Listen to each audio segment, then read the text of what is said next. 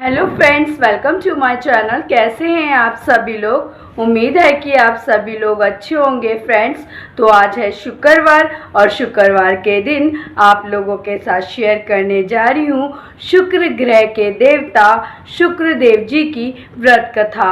इस कथा को शुरू करने से पहले ये कहूँगी कि जो भी फ्रेंड्स मेरे चैनल पे पहली बार विजिट कर रहे हैं और जिन्होंने अभी तक चैनल को सब्सक्राइब नहीं किया, तो प्लीज़ फ्रेंड मेरे चैनल को सब्सक्राइब करें विद बेल आइकन बटन के साथ, ताकि जो भी मैं वीडियो डालूं उसकी नोटिफिकेशन सबसे पहले आप तक पहुंचे। तो चलिए फ्रेंड, मैं कथा को शुरू। शुक्रवार के दिन शुक्र देव जी की विधि विधान पूजा करने से जीवन के हर सुख की प्राप्ति होती है। आइए पढ़ते हैं शुक्र देव जी के व्रत कथा। मणिकपुर नगर में 3 मित्र रहा करते थे, जिसमें से एक कस्यात और एक वैश्य और एक ब्राह्मण था। तीनों विवाहित थे। तीनों में से कस्यात और ब्राह्मण दोनों लड़कों का गोना हो चुका था, परंतु वैश्य पुत्र का नहीं।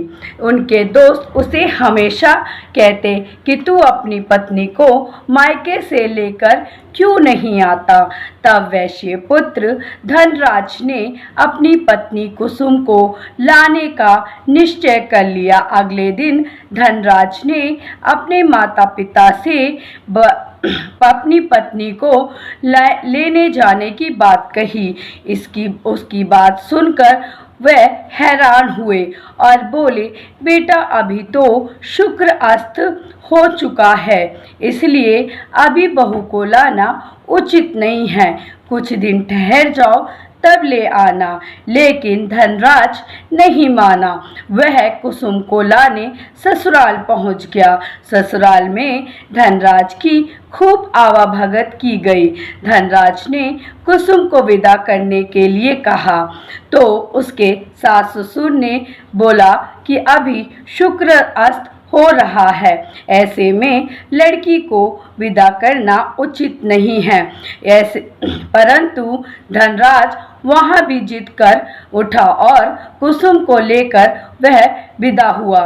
धनराज कुसुम को लेकर जब अपने घर जा रहा था, तो अचानक बैल तेजी से भागने लगा। रास्ते में पड़े पत्थर से टकराने से गाड़ी का पहिया टूट गया। फलस्वरूप कुसुम को काफी चोट आई। दोनों को आगे की यात्रा पैदल ही करनी पड़ी। सुनसान रास्ते में गुजरते हुए डाकुओं ने उन्हें लूट लिया। उनका सारा धन, आभूषण, वस्त्र छीन लिए। किसी तरह से घर पहुंचे। दूसरे दिन धनराज के बिस्तर पे सांप चढ़ गया और उसे सांप डस लिया। सेठ जी ने बड़े बड़े चिकित्सक को बुलाया, परंतु कोई भी चिकित्सक जहर उतारने में सफल नहीं रहा। दूर दूर से सपेरे बुलाए गए, लेकिन कोई भी धनराज को बचा ना सका। धनराज की मृत्यु हो चुकी थी। उसी समय पंडित ने सेठ जी को एक बात बताई कि आपके बेटे ने शुक्र अस्त होने पर बहू की विदा करा लाने की भूल की। यदि आप शुक्रवार की पूजा अर्चना करे तो बहू शुक्रवार का व्रत करे तथा कथा सुनकर प्रसाद ग्रहण करे, तो शुक्र देवता की कृपा से धनराज पुनः जीवित हो सकता है। सेठ जी ने पंडित की बात मानकर अपने मृत बेटे और बहू को वापस उसके ससुराल भेज दिया। कुसुम ने अपने घर पर पहुंचकर शुक्रवार का व्रत और पूजा पाठ किया। अपने पति की गलती के लिए शुक्र देवता से क्षमा भी मांगी। फलस्वरूप धनराज पुनः जीवित हो उठा।